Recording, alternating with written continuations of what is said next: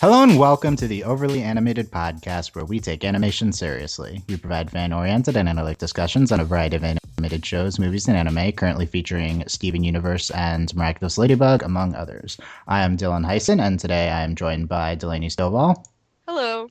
Justin Cummings, Hey. and Michelle Anderer. Hey.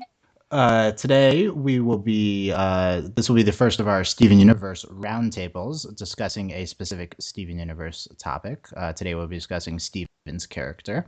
In addition, we are welcoming Michelle to the podcast. This is our first one, and Justin back, his second one. You can check, they've both written blogs for overlyanimated.com/blogs. You can check that out, and you can also check out Michelle's YouTube channel, Purview Productions, and more on their bios and stuff at overlyanimated.com. So yeah, I'm gonna try to do these Steven Universe roundtables probably weekly. So as I realized we had no Steven Universe content recently, mostly because Cartoon Network doesn't think the show exists anymore. So Basically, yes. I looked this up. In the last 5 months, we have had 1 week where there's been new episodes of the show. 1 week. 1 week.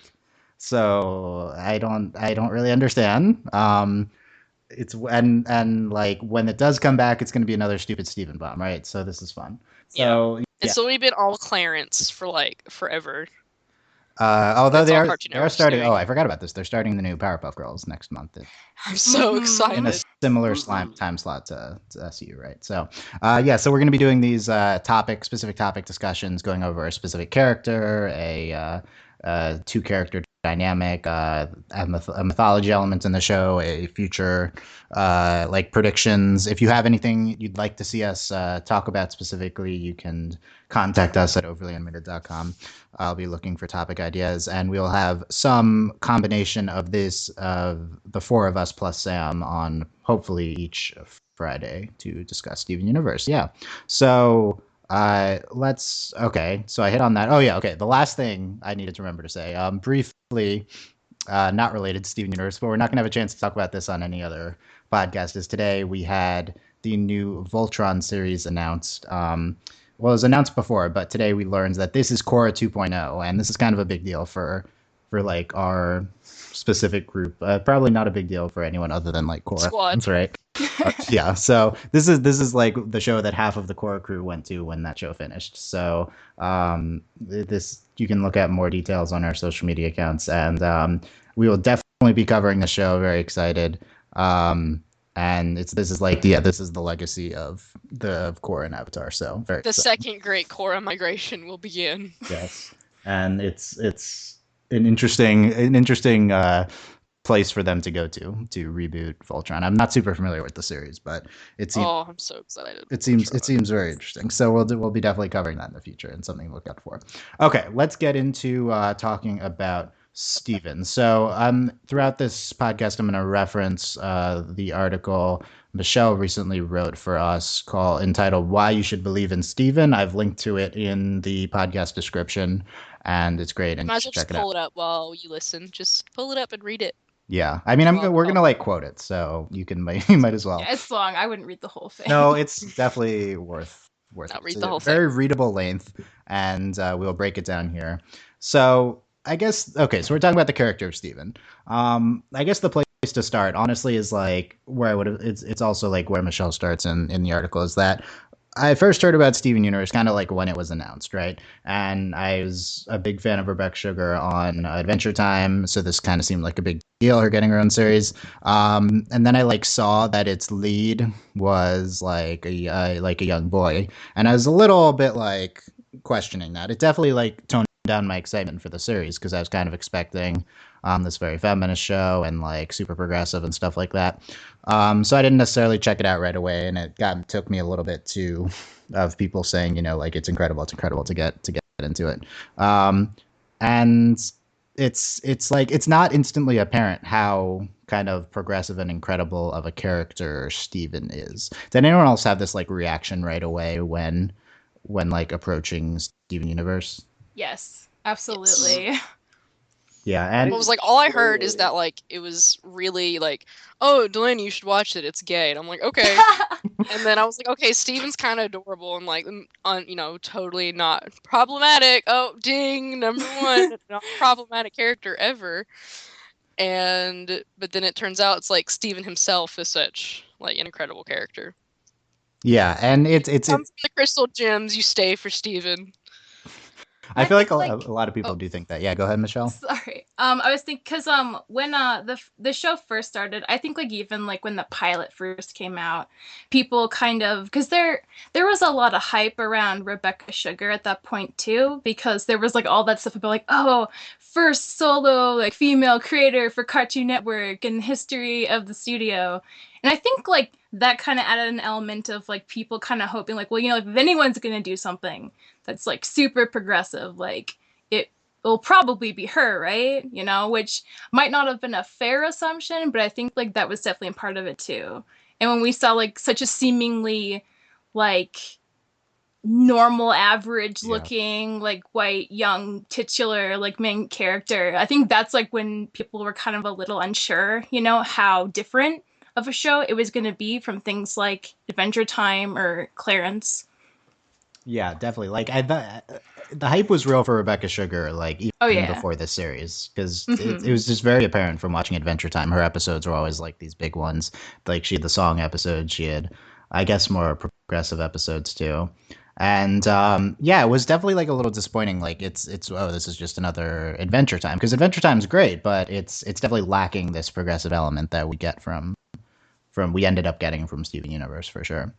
And I just even when I was watching it, I think it's just not apparent what they're doing with Steven. It's well, it's a lot of it's like some of the episodes, like, and we've talked about this before, is like kind of early Steven. We still have this problem is that like we'll have like, oh, this episode's so good, like we get Rose's scabbard this episode, and then it'll be like episodes like Cookie Cat, which I love Cookie Cat, but like I don't even think that's the name of the episode. Is that the name of the episode? It's Gem Glow. Yeah. Gem Glow. Yeah. No, what episode?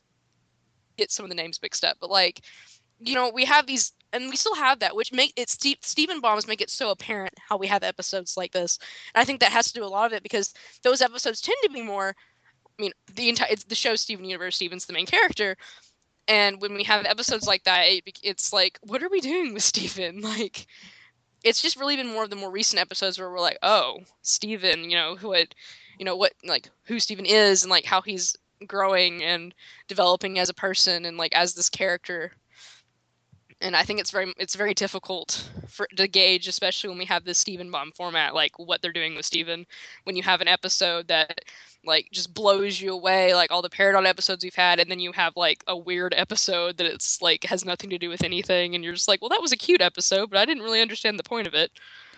Yeah, well, I just like I think it's also like that.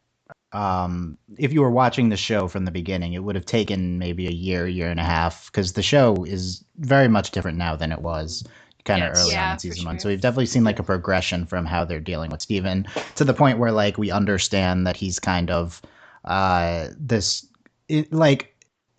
one of the main points I think that Michelle makes in an article is like one of the best ways to kind of be progressive and subversive is to like portray the thing that like you are being subversive to, and show like it being different. Like Steven, let's read this quote from Michelle's article. Steven embodies a very subversive form of boyhood, as he is characterized by an amalgam of both feminine and masculine traits. Rose inherited vulnerability. Okay. Oh no. Okay. I of course read two-part traits. End quote. So like, yeah, he has these things about him that subvert normal masculine kind of character traits. His character in and of itself is inherently kind of a subversion, because he like is his mom, and like he gets like the pink shield, right? And he's very defensive. It's like recognizing that Steven not only is like, it's not like the decision to make Steven the main character in the show is progressive in spite of it. It's like the show needed to have Steven as the main character. Yeah. That's kind of like the big realization, I think, with him. Well, a lot of times he even takes like the background in a way that like is really subversive, in that like he's the main character. He had to be the main character. That's how all this has to function. But in a lot of episodes, he's not really the main character. Especially in more recent episodes, he's in the background, and Steven's like, he's there and he's cheering everybody on, and like he wants to help the Crystal Gems, but it's not because he thinks he knows better or that he's should be in charge. He just wants to help.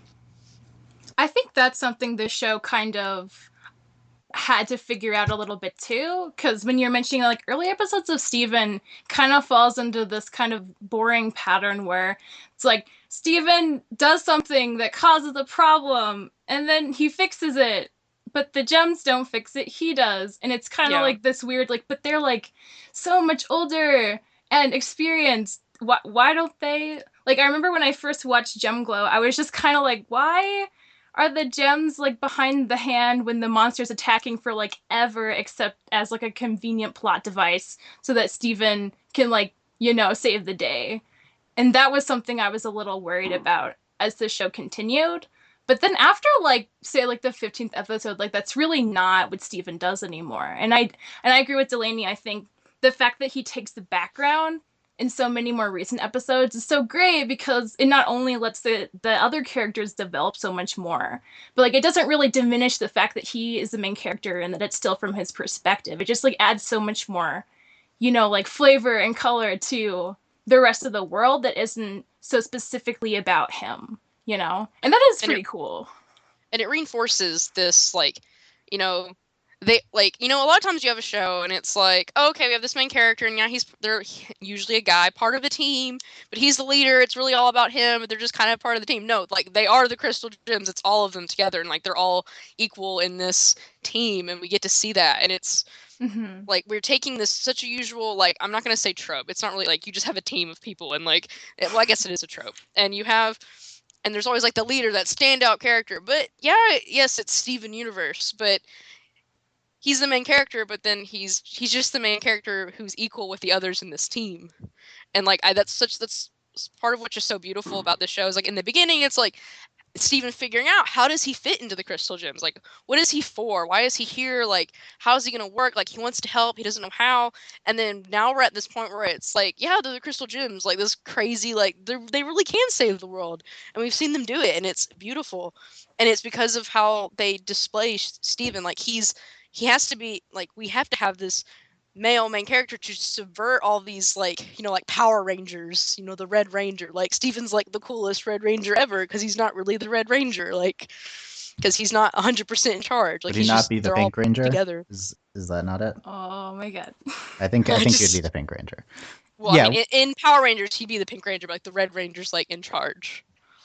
I mean, I don't. Okay, like the Red Ranger's the main Power Ranger. I would be more concerned with the color affiliations here rather than identifying with the leadership. Okay, so let's get back to Steven. We'll get back to Steven's kind of development or like progression throughout the series in a second. Let's kind of reinforce this idea more. Here's another quote from Michelle's article. By choosing Steven as the show's central character, Rebecca Sugar is helping the audience to identify with the boy who not only embraces femininity, female authority, and queerness, but also kindness, gentleness, compassion, and love, which is like my favorite quote from the article. So like, I speaking for myself, I have a tendency recently to kind of like push male characters to the side in a lot of media, and like only care about the female characters that we're seeing. Cough like every series except maybe like this one, right? Cough, Ladybug, cough. And also Ladybug. And it's not, and it's like, okay, so you just like, why do you care about the female characters more? That's like a natural question. And I think the answer is just the typical portrayal of a male character is just so much less interesting to me. It's not like it's just typical. It's like it's universal almost, in that these male characters have to embody traditional masculinity in a lot of ways, and it's super tiring to see constantly in every single character. Which is part of what made Avatar so compelling with Aang. Yeah, I think Aang and Steven have a lot of parallels. Guys, you're stealing my points. Yeah. So like when I see an Avatar or a Steven Universe, right, where I can identify so much with Aang and Steven, it's as characters who just aren't purely representative of traditional societal masculinity. It's super refreshing to see, and even more powerful than potentially like progressive female character portrayal. Like that's kind of the thing. I don't know. It's like in the beginning, I just discounted Steven's presence on the show, and a lot of it has to do with his changing role throughout the series, which I think is a lot of it. But it's just so powerful to see everything he represents on the show, and to see just like Michelle says, a subversive form of boyhood here, and I think that he kind of just anchors all the progressive elements of the show, and like not only that, but is like the biggest progressive element of the show. Well, he's the embodiment of everything that's like obviously it's Steven Universe, he's the main character, it's all about Steven, but like he's the embodiment of everything like the show is supposed to be, and like everything that it is. Like Steven makes it. Like we could have all these great things, but if Steven was just like this aggressive, over the top, like in charge guy, like it wouldn't matter that we had all these awesome like queer and like super cool stuff going on in the show if we had like I can't even like put into words like how like we wouldn't care. Yeah. Like, it wouldn't make it. It's like Steven is like he brings everything together in such like a beautiful way. I feel like the reason for that is because Steven, it's the show's from his perspective, so kind of by default, the audience has to see things the way Steven does. Like even if like we disassociate and we're like, oh well, like Steven's like really annoying in the beginning, or like that's not like what I would do, you know, if I was a gem. But the fact that he always treats people so nicely, you know, and he never has that like internal kind of defensive hostility that say like Amethyst, Pearl, and Garnet do, like for good reason, you know, they've been fighting gems for thousands of years. But Steven, like as a kid, you know, he's still really impressionable, but he also doesn't have a lot of those kind of expectations that older people do, you know, which is why I think it's so great to see him treat like say Lion or Lapis with so much like compassion and trying to understand them from the get-go, whereas like the gems like ultimately like, oh no, Steven, like get away, like you can't trust that.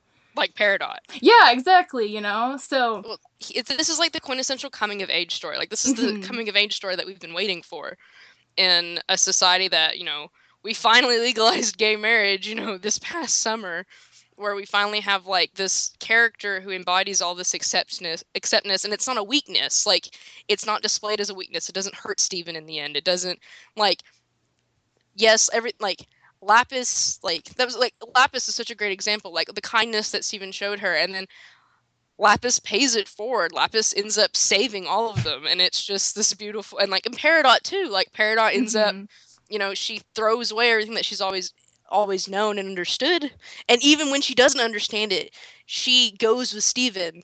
Like she doesn't betray the crystal gem. She tries to help in like the only way she knows how, and it's all because of Steven, because of the way Steven touches people and their lives. And that's what we're seeing is we're watching the show through Steven, and it's how we would hope that we raise our children, and that children are raised to like always be to be accepting and to be kind and to wait and to listen. And that's who Steven is. And like there hasn't been a character like this before who is so like all encompassing, like great. Because like this is everything we've been waiting for. A character like Steven. He's like the male role model no one knew they needed until he appeared. Exactly. Like no one was asking for a show with a strong male role model until we got Steven. Yeah, I think like despite us having a version of Steven and Aang in Avatar, and I think there's differences, and we'll talk about that more in a second. Like, yes, I agree. Like, I certainly wasn't asking for this, right? I just my tendencies are just to ignore a lot of the male characters, and I think that in large part, like I was talking about how they mostly embody masculine traits, and here I think, as Michelle points out in the article, a big part of Steven is like, and the message surrounding him is combating toxic masculinity. Now, if you listened to that and instantly got angry at me using that phrase, then please listen to logic about it. I don't know. Like, that's a very legitimate phrasing. I'm very glad you used that phrase in the article. Like, that's a word very that's one of those progressive buzzwords yeah, a lot of males get mad at. But so toxic masculinity, it's not that all masculinity in males are toxic. It's that just applying masculinity to all males regardless of and not just masculinity, just this it's fitting people into boxes. It's putting people into boxes, and it's also just like it hurts other people, right? It's ridiculous expectations, and it's not a legitimate thing that we should be, right? There's forms of masculinity that can be constructive, but a lot of toxic masculinity is sexism, right, and stuff like that. So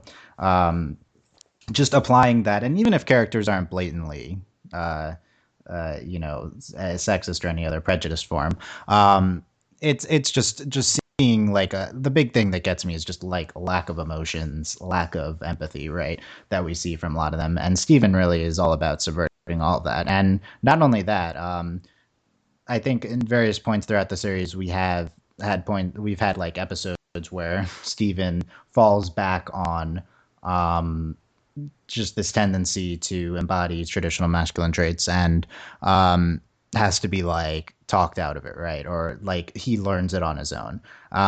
Two examples from the article, and then we'll see if we can come up with others. One is Coach Steven, not an episode I remember a ton of. I definitely remember the great song from it, as recently featured on Justin and I's, or I don't know if it was on Justin's top 10 songs. Oh, it's on my list. Oh, it's on yours, yeah. Justin's like, it's on there. Yeah, overlyanimated.com/blogs. Yeah. So, Michelle, why don't you talk a little bit about Coach Steven and how it relates to this concept? Because I need to rewatch that one. Okay, so the episode's kind of about how... So at first, they go to this gem location where there's like this huge teleportation hub, and it's like... I guess the reason they give is like kind of silly. It's like it's interfering with like television signals, among other things. So Steven's like, oh no, like we totally have to destroy it now.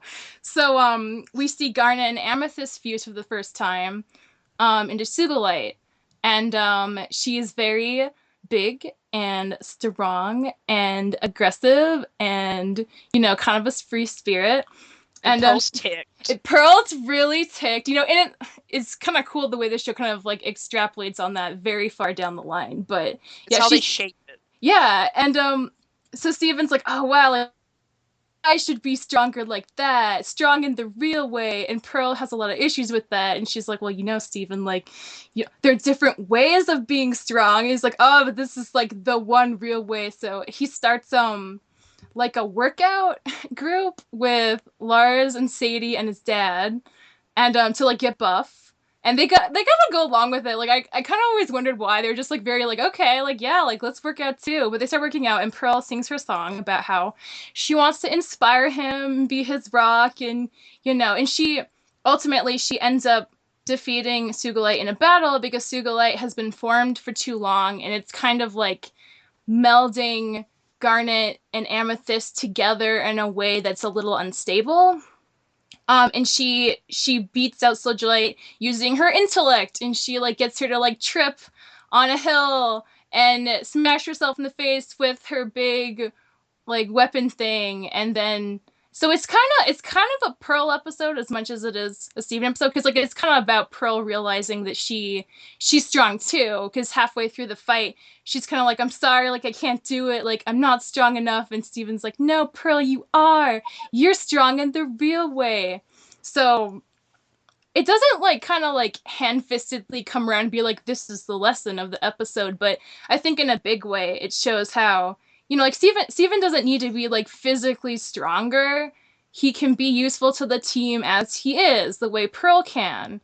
And then that way I think it's definitely trying to comment on like this issue surrounding like, well, if you want to be better, you need to be tougher. When really like there are so many ways to be better. Why limit yourself? Kind of a thing. Yeah, and it's like not you could envision a world in which Steven came up with this viewpoint through kind of societal influences, but even if the episode doesn't present that, it's clearly a parallel, right, to yeah, to kind of toughness, compassion that Steven learns. And it's like it's his natural characters to be like generally kind and caring and stuff, and he like slips into it through influence and just representative of the ways that societal pressures shape like young people like Steven, right? So that's a great example. And I think another one mentioned in the article is Full Disclosure. And Justin's definitely my go-to guy on Full Disclosure. How might you? We talked about this for like 20 minutes. Well, let's talk about it again. What do you think of Steven's? Not enough. Yeah, what do you think of Steven's? How Steven's character relating to like his general compassion and his like masculine and femininity traits like happens in his full arc in Full Disclosure. Okay, in full disclosure, I think we talked a lot about how he ended up going to Connie in this episode, and or actually, Connie came to him as his rock. And so I know the biggest part of this episode is probably Steven realizing that he can go to people with his problems. And I think that's really where he starts becoming this huge role model of it's okay to have emotion, it's okay to share your problems. And I think that step that he learned really plays into season 2. Yeah, and it's like Steven again kind of falls into a typical masculine society trap of like, oh, I just need to deal with it for like everyone, right? And he learns that no, like I can share with Connie too. I definitely think those are two clear examples, and it's like this is just like the show clearly taking on toxic masculinity with Steven, right? Can we think of other examples from the show that do this? I don't know if there are other like episodes that are as clear as these two. Yeah, we'll maybe we'll get to it more, but yeah, let's talk how Steven's character grows. We've kind of been hitting on this a lot already, right? And it's like it's as Steven's character grows, so does the show, because in the beginning, this is definitely like a show through Steven's perspective, and you know how many interviews does Rebecca Sugar have to do like saying that, right? So here's one thing I want to know is like, is the show still from Steven's perspective now? That's kind of one thing I thought of when I thought about this topic, like when making the outline. Like, we just had an episode that like jumps through hoops to subvert our typical viewpoints of the show and log date, whatever, right? Yeah. And I feel like the Stevens perspective thing is becoming less important to the show. Like, Well, we're adding more and more characters. Right. Yeah. Like, definitely. You know, we added Peridot, and you know, you're like, okay, it's just one more character, but it's not, because Connie and Lars and Sadie, like they're all like these background characters of Beach City are becoming so much more involved with the Crystal Gems and with the series, and I don't think it's necessarily a bad thing that like we're stepping a little bit out of Steven's perspective, because we're not like Steven isn't done. Like he's not, you know, I mean, I'm not saying like, oh, Steven has a lot to go, like he still needs to grow more as a person, like, oh, Steven, but it's more like Steven's at a really good point right now.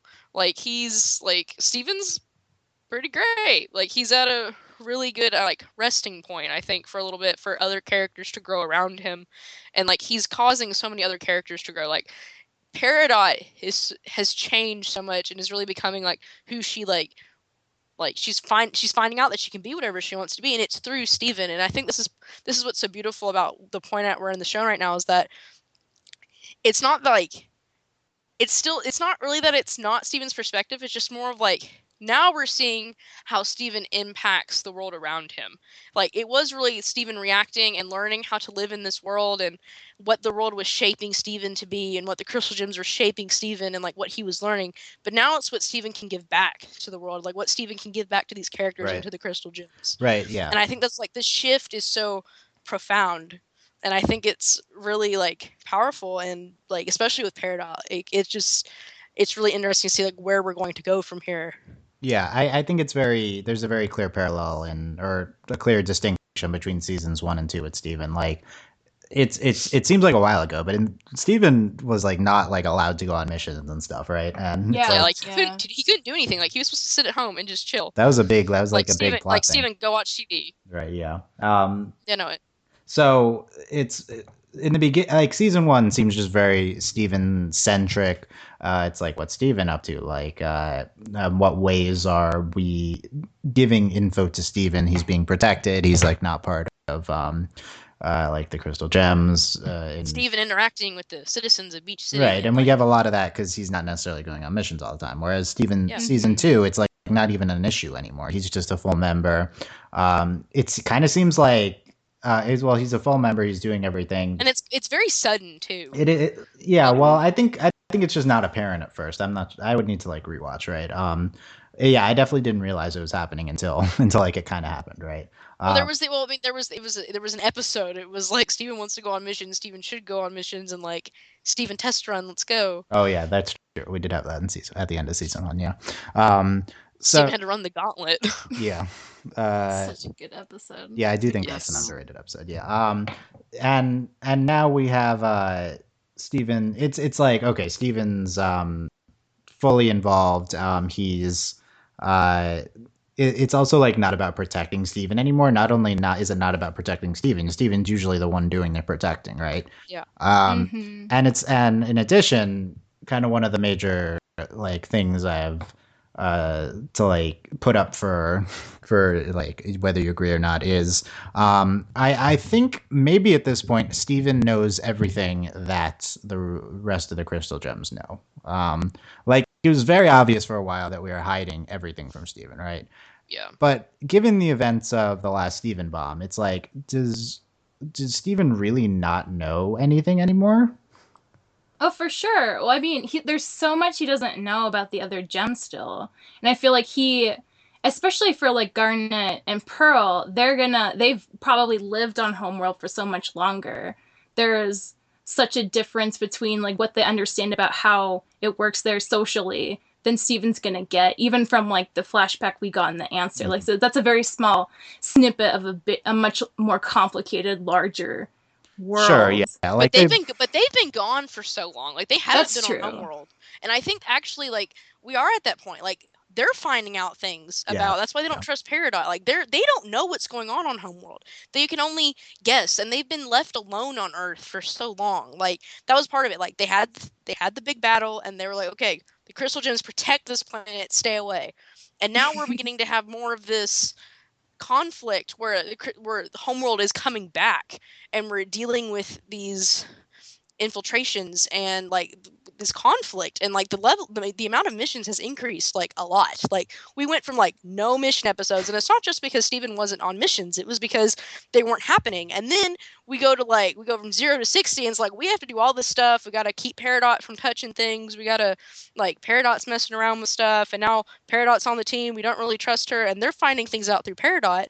And we saw Yellow Diamond, and I think we're at that point. Like Steven knows just as much as the Crystal Gems, and they're going to be learning together what's really going on, because we're getting to a tipping point here with Homeworld, and we really don't know what's going on. And they've been so far removed from Homeworld for so long. Like Earth is their home.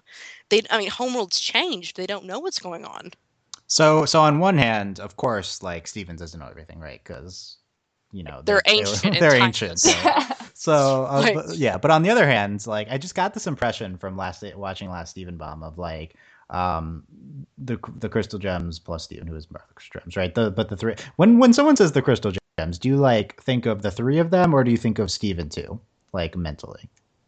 Well, the song "We Are the Crystal Gems," right? But I don't know. I feel like I have this impression of Crystal Gems. But the other song, Steven and the Crystal Gems. Yeah, I think of Steven and the Crystal Gems more than just the Crystal Gems. I think of it when I hear Crystal Gems, I like think of them as like a group of three, and then Steven's kind of separate, yeah. Which is, I don't know. That's unfair to Steven. I apologize. Well, I think a lot of it. I think it has to do more with like the more I've watched, it's become like it was like that at first, and then now like very recently, it's like no, they're all the Crystal Gems. Yeah. Because Steven used to refer to that like Garnet and Pearl as the Crystal Gems when he was like talking to people in Beach City. Yeah. That's true. And now it's more we. Yeah. Okay, so justified, although it is. And now Peridot's joined. So Yeah, becoming more well, like okay, well, Wednesday. yeah, true. That's fair going to be a weird mental adjustment. I can't wait. But I don't. Yeah, that was a tangent. So Stephen, what was I saying? Stephen and yeah, okay. So when they were watching Peridot, in the Thursday episode of the Stephen Bomb, right? Communicate with Yellow Diamond, and it was the three of them plus Stephen, and they're like behind the car or whatever. I don't remember, or Yeah, the they're robot hiding. or and it's just like all of them like watching this new information evolve at the same time, and it's like Steven doesn't really need to ask anything. But the only thing Pearl reacts to is like it's like not all pearls know each other, right? And that's Well, I like think we So talked about this in the funny. podcast too. yes, Like we touched on this, how it's like expand upon Steven that. didn't need, Steven didn't need, like we talked specifically about this, that Steven didn't need to ask. Like the reason none of this was explained is because they were all finding out the information at the same time. Like Yeah, Pearl right. only felt the need to be like, we don't all know each other, and it's because like that's it. Steven's learning just as Yeah, much and as they are. it's like that's the thing with that line. It's funny, but it's also It's like like when you ask your indication. mom a question and she's like, I know just as much about it as you do. Like, Right. shut Yeah. up. It's like Pearl didn't have anything to add to it, right? It's just like, She's okay, like, there's that's another it. Pearl. Okay, yeah. But that's the thing. Like we're at a point with new events with the homeworld now that Steven kind of is on a level playing field. We've come so far in the past 7 episodes, and it's specifically just those 7 episodes that you've just learned so much about the homeworld. Like it almost has answered every question we've had to a certain extent. I mean, there's a lot of like major questions like with there's a lot of debate like what's Rose's role in all of this and stuff, but just compared to before, it's kind of definitive now, and like I would say there's like 50 if there were like 50 fan like major like questions, right? I feel like 40 of them now we have answers to just in the last 7 episodes. So I don't know, I feel like we're at a turning point with Steven where Steven, at least in terms of relevance of major events in the plot, is on a level playing field with them, which asks the question then is the show's Steven's perspective thing still valid? Is it still kind of a major component of the show? It's not teaching anymore. This isn't Steven needs to learn how to be a crystal gem. This is Steven is a crystal gem and we have to move forward. We have an enemy. We have something is coming. We have like the Earth's going to explode. Like we have all this stuff that's going on that we have to deal with, and like basically like playtime's over. Like okay, we've gone, how long have we gone? Delaney hasn't made a Harry Potter reference yet. This is Order of the Phoenix, like Dark Lord's here. We have to stop playing around and actually learn some magic. Like we gotta go, and that's what this is. This is learning. Like school's over. Steven, like he knows everything now. Like not everything, obviously, but like he's at the same point with Homeworld as the rest of the Crystal Gems, and they have to move forward from here. It's everyone's here, like teams all together. We have to move. We have to go. Like it's action time. Is it important like that the show is from Steven's perspective anymore? I don't know. I feel like we've lost a lot of what that meant. Not that that's a bad thing. I think it definitely is going to stay from Steven's perspective. I think the show might come up with increasingly creative ways to like say like the answer is a really good example, because like it's like basically kind of an excuse to show a flashback by being like, oh, it's your birthday, Steven. Do you want to hear a story? Yeah. And then like the whole rest of the episode is just like a flashback, which doesn't really have Steven in it, but like it has like a reason that makes sense in the context of the show being from his perspective. Yeah, and the same with him finding Peridot's recorder in log date. Like most of the episodes in a flashback from her logs, not really about Steven, but the show makes it kind of consistent in that way. And I feel like they're probably still going to continue to do that because it seems really important for the show to stay in Steven's perspective. Because like, they've been so consistent about it. And Rebecca does talk about it a lot because people keep asking her. So I don't think that's really going to change. I think it's just more how we understand it. Mm-hmm. I think narratively, if they don't have that, they'll end up like Adventure Time. Exactly. Where anything could happen. It's more about the world itself than any character, and they'll kind of lose focus. I agree. But for here, it's how Steve, like, and I said this earlier, it's like we went from how the world is impacting Steven, now it's how Steven is impacting the world. And I think that's how this is going to maintain Steven's perspective. Like, now we're seeing how Steven can change those around him and like the power he has in this world, and that's how we're going to maintain that perspective. So it's like because the flip we've had side. this shift. Yeah, it's like we've had this shift. We went from school learning Steven, figuring out how to become a crystal gem and like how to be Steven, and now he's still growing. Like, that's how you learn. You help others, and like that. Like it's like the whole idea of like tutoring someone. You teach somebody, and you learn it better yourself. Like that's how Steven's going to develop from now on. Is like touching the lives of like Peridot and characters like that, and like moving through the world that way by like shaping the world around him instead of the world shaping him. And that's how we're going to move through now with like this, like it's still Steven's perspective, it's just a shift in Steven's perspective. Yeah. Okay. So that was great. So walking back a little bit to summarize this great sequence. Justin's written about kind of the dynamic Adventure Time's world building has had, and I think in his like top 5, worlds buildings and animated shows, right? And like one of your main points is that Adventure Time like has the most expansive world because it's able to just so easily walk away from its main characters and just have episodes from other people's perspectives in a way that just other shows don't do that. And I think Steven Universe clearly like is trying not to do that because of this Steven perspective dynamic. So to a certain extent, like it just anchors the show, right? It makes sure that we don't go off and have like it doesn't become Game of Thrones Beach City, like it's right. Not that. Yeah, okay, that's a good point too, switching perspectives like that. That being said, 2 of the past 5 episodes have subverted our typical plot structure, right? So that's notable. We'll see if the trend continues. I'm sure we might see an episode that's completely entirely Steven absent, and that would be the point of the episode. Like, what are we going to do? Well, that would break the rules, right? Mm-hmm. Well, I don't think it would break the rules. Yeah, it would point it out. Actually, it would make it so much more obvious that this is from Steven's perspective. Yeah, and I think that's actually like it proves the rule. Yeah, it would be like that episode would be like, LOL, we had this conversation. This episode happened, and be like, oh, she got us. Rebecca Sugar got us. Man, she'll stop answering that question in interviews. She'll just be like, go watch this episode, please. Interesting. I'd have to see how that was done, right? And the other thing Delaney said was that we could say season 1 is shaping through Steven's perspective, shaping Steven, and then season 2 kind of has been through the perspective that Steven has gained in season 1. Steven shapes those around him. And we've definitely seen that with Peridot, right? Like that's kind of been a major thing. And that's why this is such a beautiful coming of age story, because like this is how you would want to grow up and to like be a person. Like, you get shaped and then you begin to shape others around you. Like generally you want to be that kind of person who like touches the lives of those, everyone you meet, like impact somebody's life in like positive ways, and that's what Steven does. And it's such a beautiful example that we have this kid going through this in such a like very tangible way. Yeah, in a very positive way too, which is what I think is really nice. I think the show's really good at like showing rather than telling. I feel like there's a lot left unsaid in the way the characters interact with each other. It just feels more real to life because it's more abstract in a way.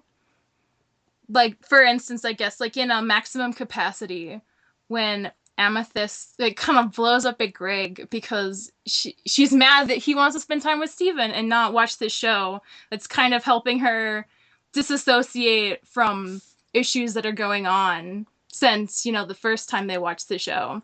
And when she shapeshifts into Rose, like it's such a smack in the face, to Greg. Like that's such a, and like you can tell how hurt he is about it because like he like bends over and like closes his eyes, and like Steven has that very kind of stunned expression that they like hold on for like slightly too long. And Steven doesn't like blow up at Amethyst. He's just kind of like, I get there's a lot of like issues going on in the past, but like you need to let go of some of it because we need to like, we need to move forward. And it doesn't end with like Amethyst like being super like torn about anything. She like fixes the picture frame and she gives it to Greg, and they exchange that like nice little like look at each other of acknowledgement that they're gonna be okay. And it's so nice, because like when you're a kid, I feel like especially like when there's like an adult authority figure in your life, like no one's perfect and people are gonna hurt you, but it's not as clear cut as being like, oh well, this just makes them a bad person. Right. It's like there's so much about them you still don't know, and it doesn't mean you love them any less. It's like you can't fully grasp what's going on, but that's not the point. The point is like you care about them and you know that this isn't like gonna mean bad things are gonna happen down the road. It's just like, people are complicated. And in that sense, I think like Steven Universe as a show does such a better job at giving realistic characters because of that, Like a show that's so much about like right and wrong. There is so much gray in Steven Universe, Yeah, and they execute it so well. So. Yeah, for sure. Okay, cool. No, I think that's true. And getting back to this kind of concept of Steven shaping others now. I'm starting to wrap things up. I kind of want to look into like how we might apply this future in the future on the show, right? Because I think pretty clearly, like it's hard to like view where the show is because we've been on this Barn arc, Peridot arc, right, for so long.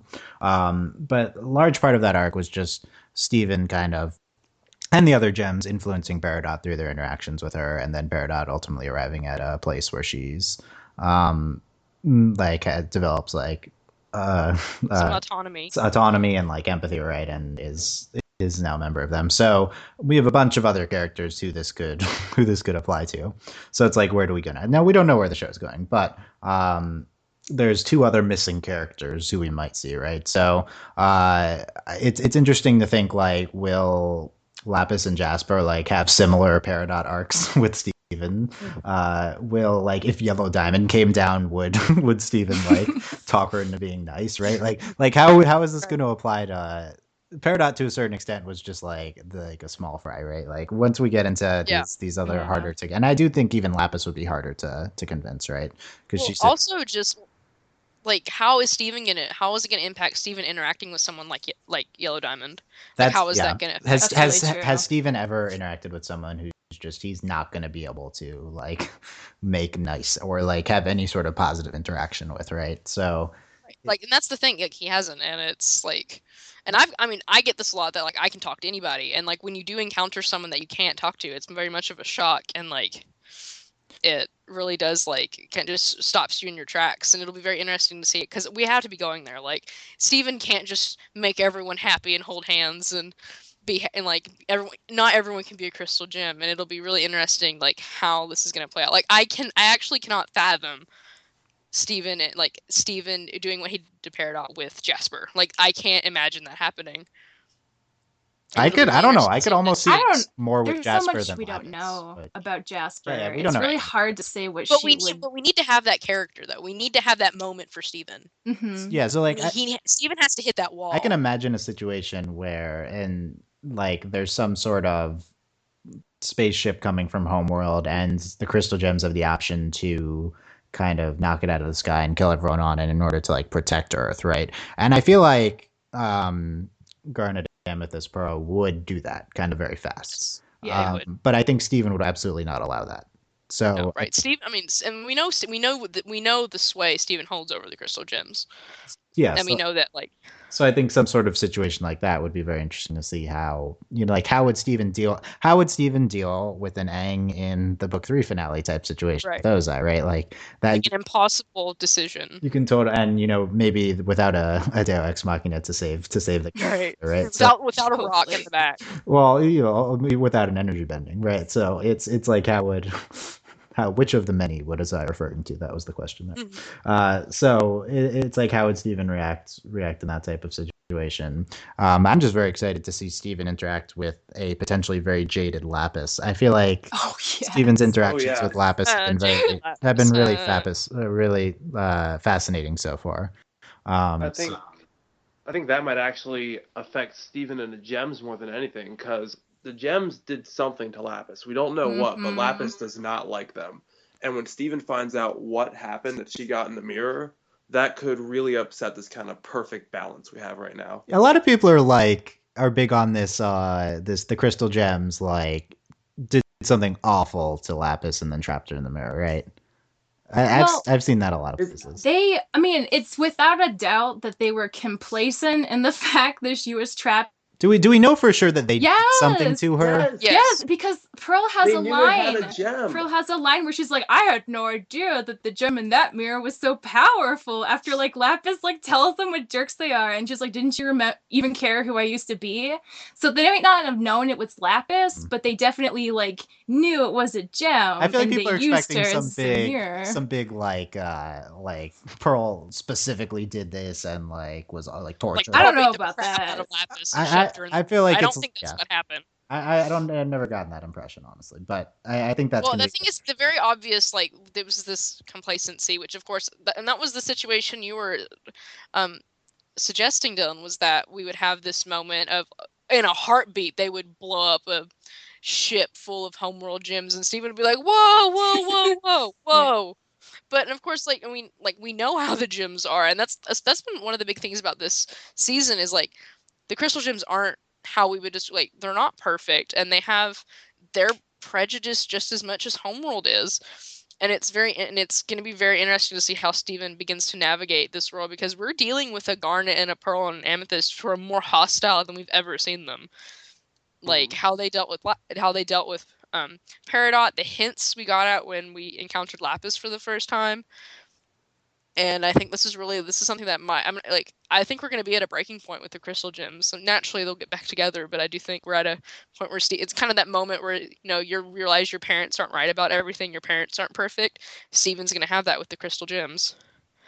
And it's already beginning to happen. Yeah, it's definitely begun to happen in a couple episodes. Like, that happened a little in political power towards the end, and definitely in the test, too. I feel they're almost building towards like a split where you have Steven and like his gems that he brought together, and we're gonna see them like have their own, like maybe 2 episodes, maybe just some kind of, this is what Steven did on his own away from the gems, and see kind of how those two groups interact. Like how Steven's way might be better. Yeah, there's gonna be like too many gems to be one team at some point. We're gonna have an X-Men situation.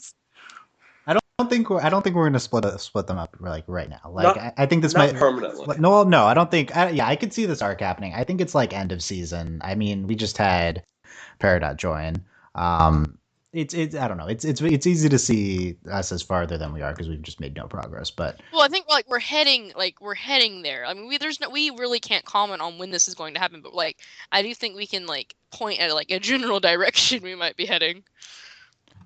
Okay, since we're on the topic, briefly, Lapis crystal gem, yes or no? No. For like one episode, then she sacrifices herself. No. That would be really. I feel like the show wouldn't do that. That would be really nasty thing to do. I feel like Lapis is gonna finally go home. I think that's how Lapis has to end up. But where's her home? I mean, because I think she'll somehow make her way back to Homeworld. That's what she wants. It's not like, even though we might think that's not really what she needs, it's what she wants. And I think it's either gonna be like, I feel like Lapis is gonna be that character that like really is gonna like be that wall for Steven. Because that was the thing, we got so close to Lapis, and it was just Steven just didn't understand why he couldn't, like, get through to Lapis, and then he did, and then, like, everything went crazy. So I think, like, Lapis has to be that character. Like, it has to be Lapis for that wall Steven has to hit. That, like, he can't control people, he can't, like, there are some people that you can't reach, and I think Lapis is going to be that person. I feel like she's coming around. Well, okay. Are we allowed to talk about spoilers? Okay. Oh man. Okay. I haven't seen them. Don't spoil me. Can we? I think. Okay. Based on like Jailbreak, then I think it's fair to, or maybe not Jailbreak, but The Return. It's fair to say like Steven's had an impression on Lapis, and I think she's definitely reached a point where she's willing to go to like pretty considerable lengths to protect him. I don't think she's willing to protect the crystal gems in general yet. I'm Chillatide when he goes to talk to her, and she has that line like, just let me do this for you. Like she makes it about Steven, not really about saving the Earth or like the other crystal gems from Jasper. It's just about Steven. She's kind of just like paying the book back since he helped her out. But I think I think there's definitely a chance that she'll come around. I think it might take a while, but then again, I thought the Peridot arc was going to be like a season 2 finale, and that happened really quickly, so maybe she'll turn around a lot faster. Yeah, I think that we have a big moment to come with Lapis and Steven. I don't know where it's going beyond that, but like something that has to be resolved before any sort of Lapis thing happens. What a cop-out, Dylan. I mean, I don't know. Like, I don't think the spoilers say anything about this, but I don't know. We'll see. Jasper, any chance she's a crystal gem? Yes, no. I really want her to, but I don't see. Again, we've seen her like in 3 episodes, and she's always like, we've seen nothing from her. Yeah, Peridot wasn't super, approachable for the first handful of episodes we saw her in. So, but Peridot's useless. she fired at the crystal gems in the return, and like, they got Peridot's captured that bird with a broken wing that Steven was like, yeah, but isn't it about intent though, right? Like, weren't Jasper and Peridot at the same point? So couldn't Jasper? That's true. Peridot was trying to kill them for a while. Well, I also don't want the show to be like Steven just fine. grabs gems and brings them together. Like, obviously I want everyone to be happy and I don't want crystal gems to die and things, but like I also don't want it to be like Steven, like, I don't want this to be How to Train Your Dragon. Hiccup touches a dragon, he joins him. Like, I don't want that. Like, we need to have some conflict with Steven and like how he deals with people. So I'm curious to see what Jasper's reaction is to seeing Peridot with the crystal gems, right? Like, Jasper just flips. Do we know how close they were? Not really. Not really at all. Bodyguard, wasn't she? Yeah. It's like can any homeworld gym be close to another gym either? Like how their society functions. Yeah, because like none of them really identify as individuals. So like I feel like she's just gonna say something really offensive, like the way she dealt with like, oh, the fusion's back. Like that, she's gonna say like fusion's just tactic to make blah, blah, blah. Like she's just gonna say stuff like that. She's just gonna spew the company line at Peridot, and Peridot's just gonna be like, whatever. Peridot, like, it's gonna literally go like, she says something insulting, and the Peridot's gonna be like, whatever, you clod, and then like that's how that's gonna happen. Yeah, it might be that Peridot's the one that changes Jasper's mind way more than Steven does. Yeah, I would imagine that would have to be like the case there. Interesting. And then of course there's the Lapis Peridot dynamic, right? That the fans overstate. So as fans are wont to do. As one is. Okay, so I think we are sufficiently off topic that we can start to wrap this up. I mean, we got in our lines before potentially the show abruptly comes back, although it doesn't seem like it will be in the next week. I feel like we've just been edging towards another Steven bomb. Well, we're definitely doing it at some point, but who knows when. It's like it tries. I just mean like we're gonna get that first before we get regular airing. Oh, we're definitely. That ever happens, I don't even know if we'll get regular airings. I'm trying to like think of Cartoon Network's logic because there's gonna be like a Powerpuff Girls bomb in April. So like would they do that at the same time? Probably not, right? So it's gonna be earlier, or later. I don't know. Alternate months. Yeah. I mean, I think they wouldn't be able to. I guess they don't have enough episodes for that. It's just incredibly frustrating. 5 months, 1 week. It's, again, with the lack of communication, it's unacceptable, especially with the leaks, right? So we're basically at a point where they're Nick right now. So who knows? Well, in a format that just doesn't fit like the fandom they've reached. Yeah, I agree with that. Steven Universe like Steven Universe has outgrown like where it's at right now. Like how Cartoon Network treats it. Like Steven Universe has outgrown it. Just like Nick had no idea what they were doing with Korra. Yeah, I mean, I think there's certainly an element to that, right? Cartoon Network seems to be doing the bombs thing with all their shows now, so yeah. Yeah, no, it's literally all of their shows. Like We Were Bears, Clarence, like everything's just a week. Yeah. So we will anyway. See. Yeah, I think that's good for. I don't know, I guess we were talking about Steven, but we got into the future of that. But yeah, so we will let us know what you thought of any of the points we hit on here. I wanted to talk about Steven's relationships with like all the characters, but I think we can do that. I think we'll be able to hit on a lot of that in a separate podcast. Yeah, let us know what you thought of this format, what like says potentially future topics. overlyanimated.com. You can comment on the YouTube video. You can send us asks at Tumblr links, which are on overlyanimated.com. I'm Dylan. That's Delaney, Justin, Michelle. You can congratulations, Michelle, first podcast, Justin, second podcast. Hooray! I think this is very Yay. good. So Get your gold stars. Oh, you do? Well, that's encouraging, Dylan. yeah, no, I think that this is very We're good. good noodles. We're good noodles. Good noodles. Yes. So yeah, feedback. And it's atypical for us to have this many people on, right? So, Since, oh god, when was the last time? well, we Yours just had Zootopia fun. one Never, time. Yeah, never. ours- on this Ours podcast. Zootopia. Never. Before that, never, right? So I don't know. Zootopia doesn't count. Oh, it doesn't. No. Okay, you were the highest on that movie, though. Well, I just meant like that discussion was different than how this discussion Oh, functions. well, of course. Okay, so let us know what you thought. Overlyanimated.com. You can support us on Patreon at patreon.com/overlyanimated. Thanks to our I need to add thanks to our current patrons: Shayna, Mitch, Cordell, Beatrice, Nate, Andy, Jamie, Rachel, and new patron John Reed. We don't have a nickname. I was like, God, we had to think of a nickname.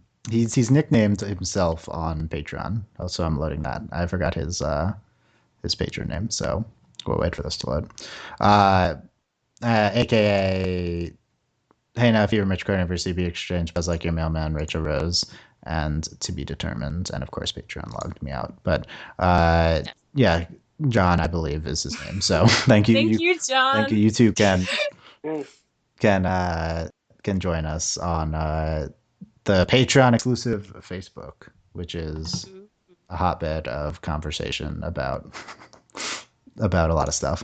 Oh, Patreon just changed our creator And pages. Sam streams things, and you can watch Sam play video games. Oh yeah, we should totally put that right. Resender on Patreon. Okay, cool. So a bunch of stuff like that. So thank you all, and let us know what you thought of this format. Hopefully we'll be weekly with this, with some combination of these people. And yeah, last thoughts on Steven.